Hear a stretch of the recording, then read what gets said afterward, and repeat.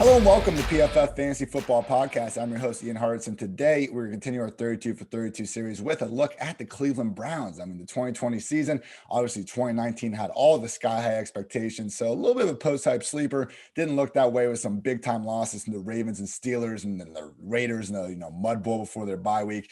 Saw some flashes, great Cowboys game, but seemed like kind of that same old Browns team, but not so fast, my friends, as Lee Corso once said.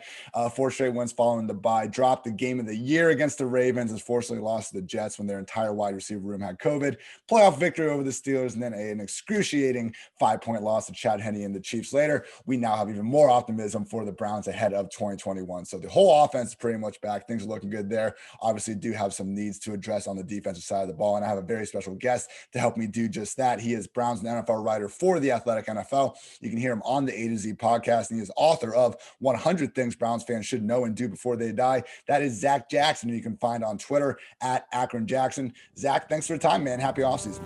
Hey, no problem. It's a different offseason, that's for sure. I mean, the Browns are coming off a 12-win season. There are coaching regimes and front office regimes that didn't win 12 games in their time here. So, the vibe is different. A lot is different. And, now the microscope, right, is on all these decisions, and the importance of all these decisions is amplified. But they're in a good spot. And Ian, no BS, just knowing that they're going to be prepared, right, that there's going to be some thought and some plan. They're not all going to work out. They're not all the way there yet, but just knowing that whatever comes next is going to be part of a plan to get them there is completely different than it's been in the past. This is true optimism, and for good reason. Yeah, they just won, freaking 12 games. And okay, we can talk about it. They, didn't win when it mattered. Okay, 31 teams didn't win when it mattered last season. So I know that's, the game we play with the NFL. That's how it is. Only one team gets to be crowned champion. But truly, arrow is screaming up for the Browns moving forward. Just got a few maybe holes to fix. So as usual for these podcasts, we'll go through 3 team needs, hit Zac with some 2021 workload related questions, and we'll get out of here with a bold call. Zac, what are your 3 team needs for the Browns 2021 offseason? Well, it's obvious it's pass rush, and Olivier Vernon's not going to be back, being a free agent with a ruptured Achilles, so it's a starting defensive end. Now, whether that is a big ticket free agent, whether that is a medium tier free agent followed by a first round pick, I don't know, but that's the obvious one. Cornerback, they had to play 6 guys last year at corner for various reasons and through various circumstances. 4 of them are free agents.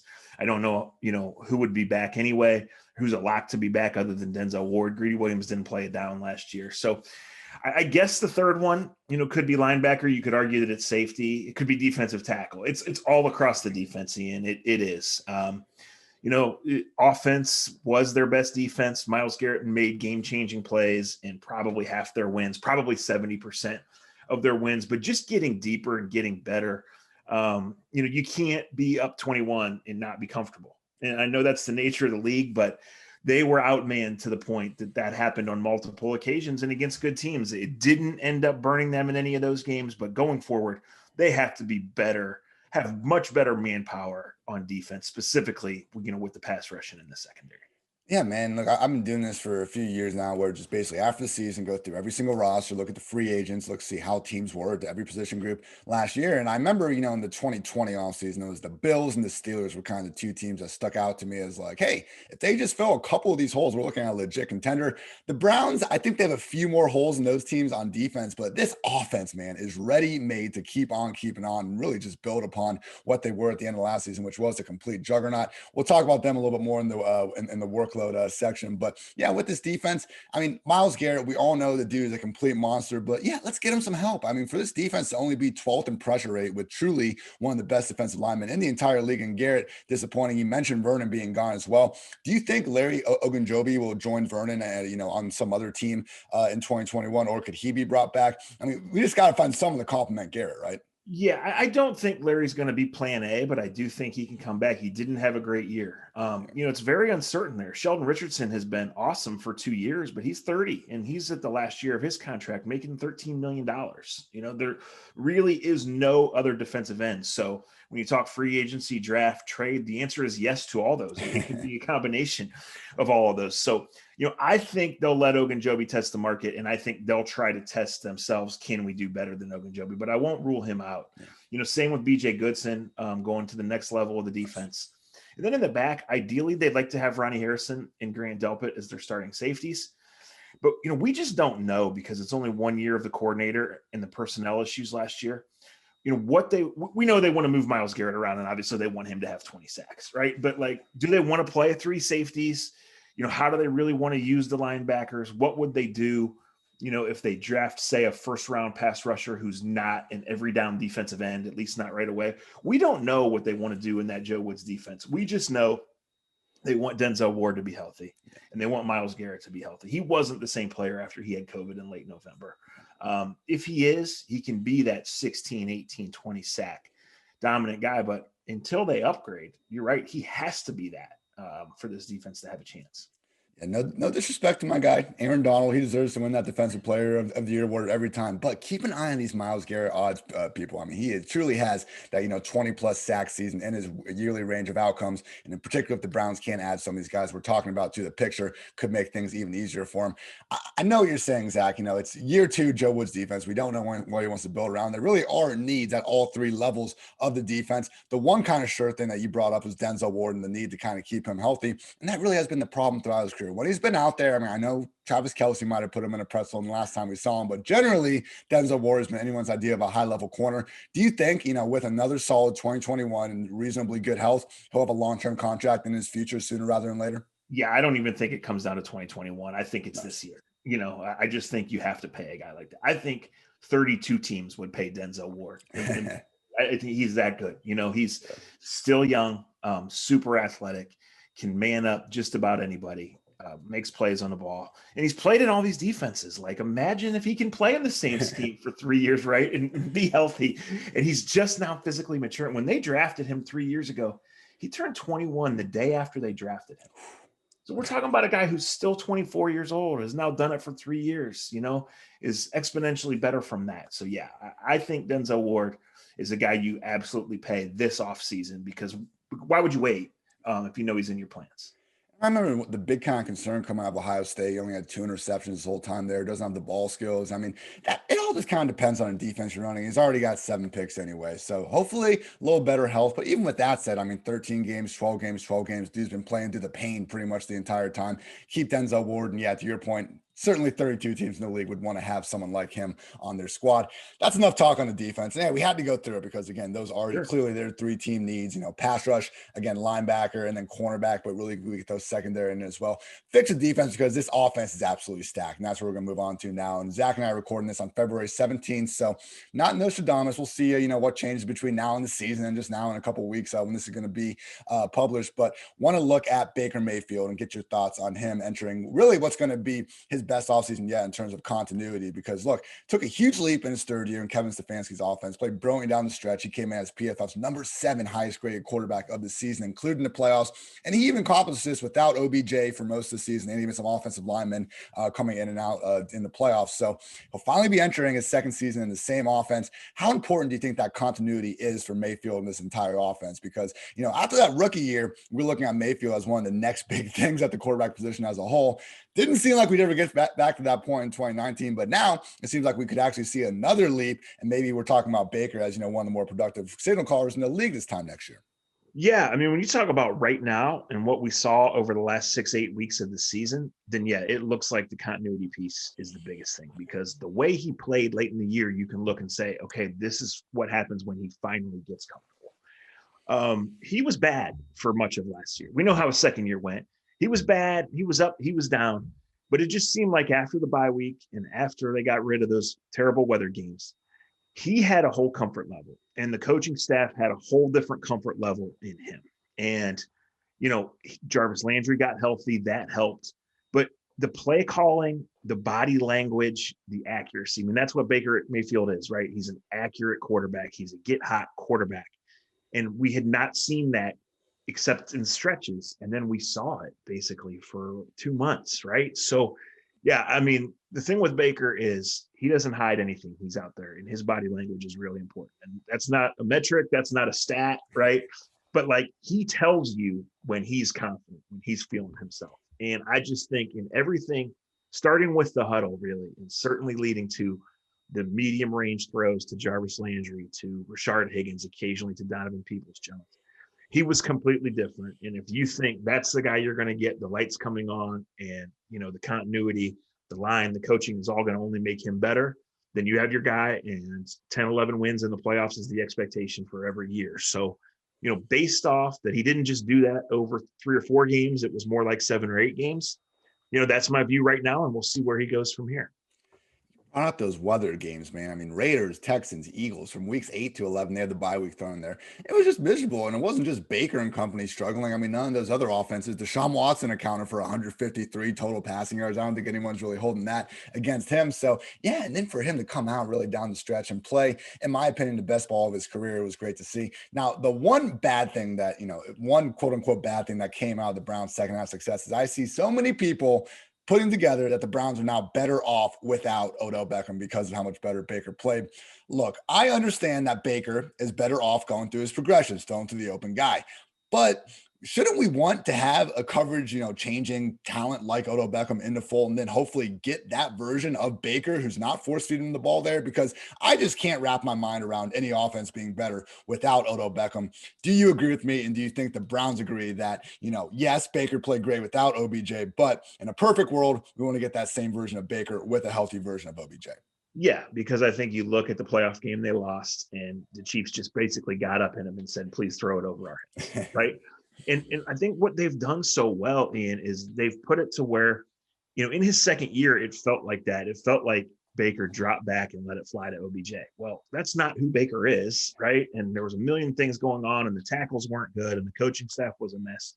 Well, in this offense where they're going to run and they're going to throw to the tight ends, and they're going to, set things up for the shots off play action, for those medium range passes that ideally OBJ would catch and take and turn it into a long play. Yes. So I know it's been complicated, right? And I know that Odell is always going to come with the reputation, and it's been 4 years now since he's had a huge year. And can you keep him happy? But when you watch the Browns get in trouble and need to throw the ball down the field, like, they just really couldn't, not with any consistency, right? And some of it is that they were built a different way. But yes, do I agree with your assessment that to get to that next level, to unlock things in this offense, and they unlocked a lot in the passing game in November and December, no doubt, but you need that guy to get down the field. Now, is that still Odell? Is it still worth it? Well, it better be. He has no trade market. He makes $13 million and right now has one working knee, right? Like, who is going to trade for him, and what would you get? Yeah. Nothing. Like, maybe you would get a late round pick by a team that gets a Deshaun Watson or trades for another quarterback and needs that guy. Mm-hmm. But like, here in Cleveland, there's this a little bit of a delusion that Odell still has high trade value, and that he does not. There is no world in which he has high trade value. His value is to get healthy, get comfortable with this offense, and allow Baker and Kevin Stefanski to let him be a part of this offense. And as you said, maybe the missing part that makes defenses pay for getting up and playing them the way the Chiefs did.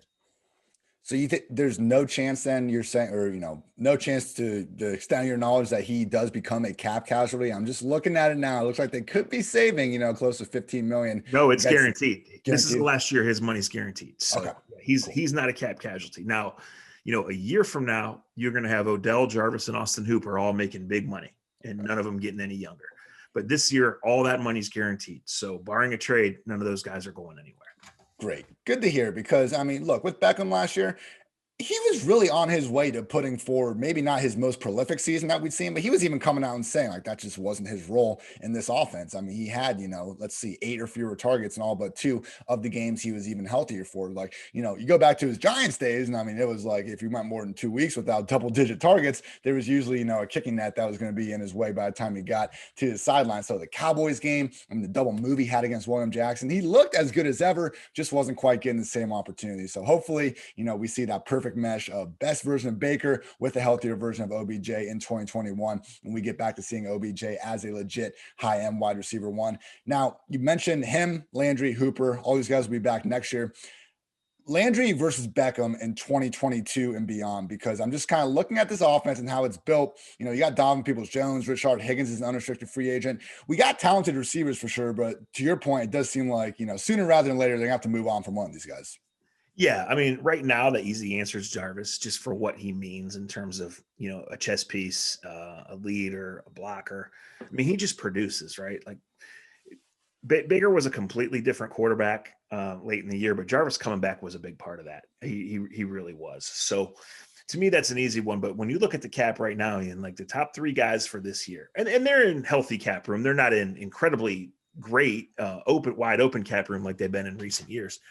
It's Jarvis, it's Odell, and it's Sheldon Richardson. And basically the guarantees on all three of those guys are up after this year. Sheldon's contract is up after this year. So it is wide open and it is complicated. And say Baker has another good year and you're committing to him, and they're going to commit to him at least via the 5th-year option, right?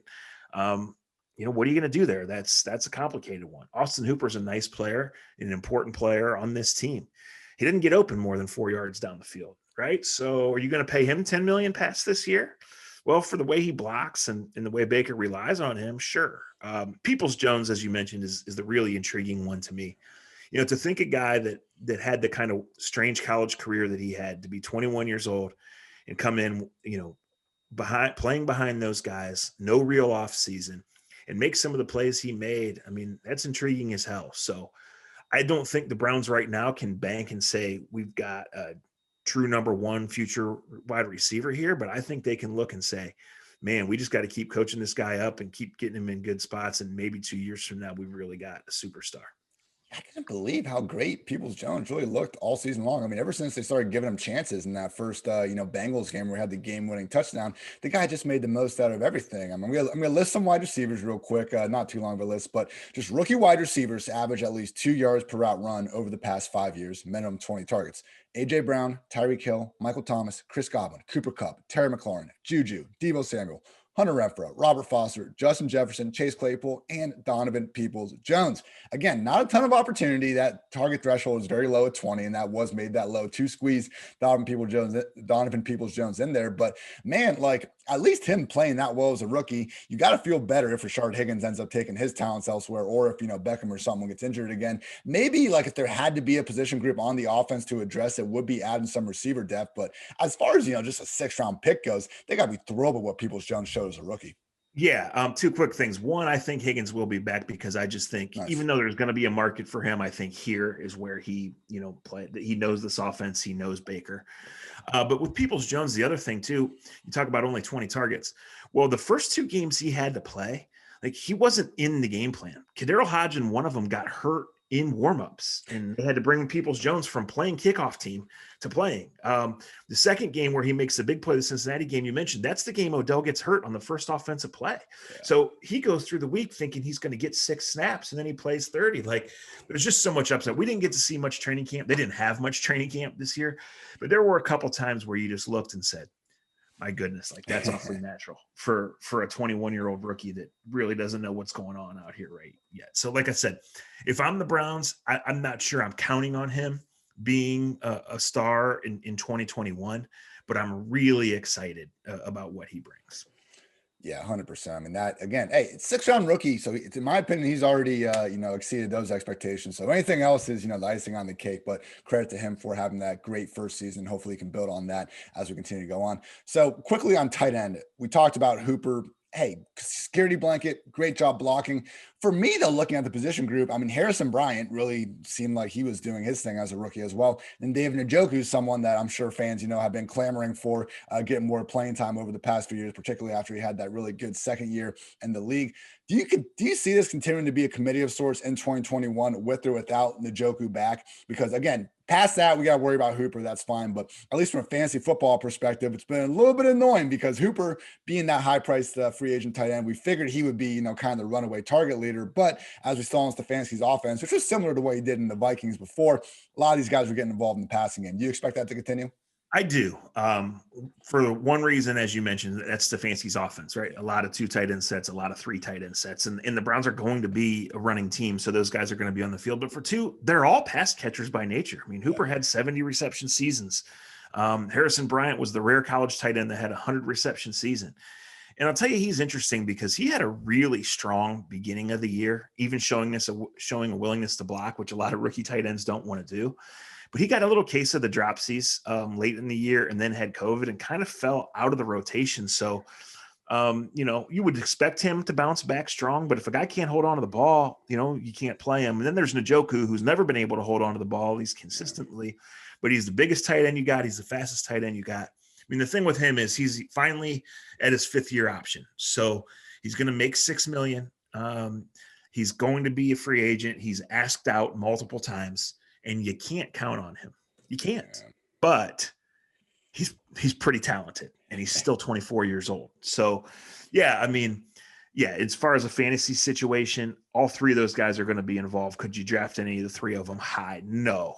I would say this year that there's a much better chance that either Njoku or OBJ is moved than there was last year. But I don't know what Njoku at $6 million, what value he has. I mean, would he bring the Browns maybe a starting safety or linebacker? Probably not. Like, what do the Browns need with a 5th-round pick, right? So we'll see. Yeah, David Njoku, borderline erotic athletic profile, but got to be holding on to the ball. And, if he is going to be causing, these problems behind the scenes, would make sense to me to move on. But I will be buying David Njoku everywhere on that second contract, wherever he lands. Do not worry about that, everyone.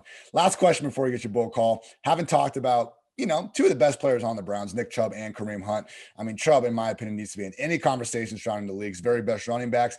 And yet, the man had 420 touches in all but 4 of his regular season starts. I get it. In fantasy land, we want the RB1 to be fed, 30 touches per game if we can help it in real life, particularly when you have 2 great running backs like Chubb and Hunt. You can spread things out a little more evenly. Do you anticipate this continuing to be a 1A, 1B attack? Or is there any chance that they say, you know what, Nick Chubb, you are the better player. We want to feed you accordingly? Yeah, I mean, I would say the answer to that is both. I think this year there's so many times where the Browns had commanding leads, or even not a commanding lead, with the ball up 7 or 10 in the 4th quarter, and they used both those guys. I think a few games it was clear that Stefanski's script was Nick Chubb first half, Kareem Hunt second half, and then close with Chubb if you needed to.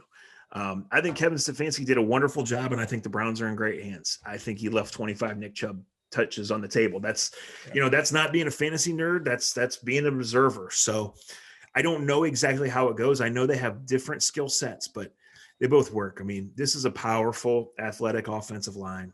Nick Chubb is a load, right? Hunt is a little bit of a different back, but Nick Chubb is clearly the better player, and Kareem Hunt's still a really good player. So fantasy-wise, would I still feel comfortable with my first pick of my draft investing in Nick Chubb, knowing what this offense is built upon, knowing that the Browns should be pretty good? Yes, I would still do that. And then I would just hope that those extra touches and those extra chances, end up coming around this time. Look, Chubb is in all likelihood going to finish next year, barring an injury, knocking on wood right now. Everyone, don't worry. It's a top 12, top 15 back at the worst. The problem is, the fantasy football, the game we played, these guys get a full point per reception. Those are usually the opportunities that Kareem Hunt's going to get. So even though Chubb, I know he had those drops in the playoff game, I feel like his receiving ability is a little bit underrated normally, but Hunt, one of the best receiving running backs in the league. It's not really a comparison between them. So expecting a similar situation, but don't be counting out Hunt, everybody, because even though we didn't quite see, the kind of just truly prolific production from Hunt during the brief time Chubb went down, we're talking about the single highest rated handcuff in the league in Kareem Hunt. And he can also hold that standalone value. Normally it was well with that first and second half rotation. Zac, fantastic stuff. Do you have a bold offseason draft or 2021 related take for us? Bold. I don't know. I do think they're going to sign Nick Chubb. I do. Okay. I know a lot of people say that, an analytics driven front office isn't going to do that, and they have Kareem Hunt, but how do you handle that situation? Nick Chubb is one of the best players in the National Football League. He's one of the best players on your team. He's a perfect citizen, and he's such an important part of what you do. So I think it comes down to not looking at his position, just his importance to what you do, where you want to go, his youth. I mean, he missed those 4 games last year. You really can't hurt the guy. I think they're going to sign him, and I think he's going to be in for a big year. And if he plays 16 or 13 or 14, whatever it is, I think those numbers are going to be right up there with everybody's. I mean, he missed 4 games this year. I told you, I think he left 30 or 40 touches on the table by circumstance, by coaching, and he still was one of the best running backs in the league, by raw numbers. No, yeah. And I've rambled about this on the podcast before, but I truly think the NFL salary cap is just so arbitrary, and they pretend that it exists, to cause parity in the league. I think it exists so these billionaire owners don't need to spend any more money than they have to already. The only reason why we say running backs don't matter is because you can feasibly find easier replacement level talent at that position compared to elsewhere. So, in some situations it makes sense to pay up other positions. But when you have someone like Nick Chubb, pay one of the freaking best players on your team the amount of money he deserves. So Chubb done everything right, had the injuries in 2020 and coming out of college. But before that, 32 of 32 games played in 2018, 2019. So go get paid, Nick. Go get that money. Hopefully a great 2021 season is on the horizon.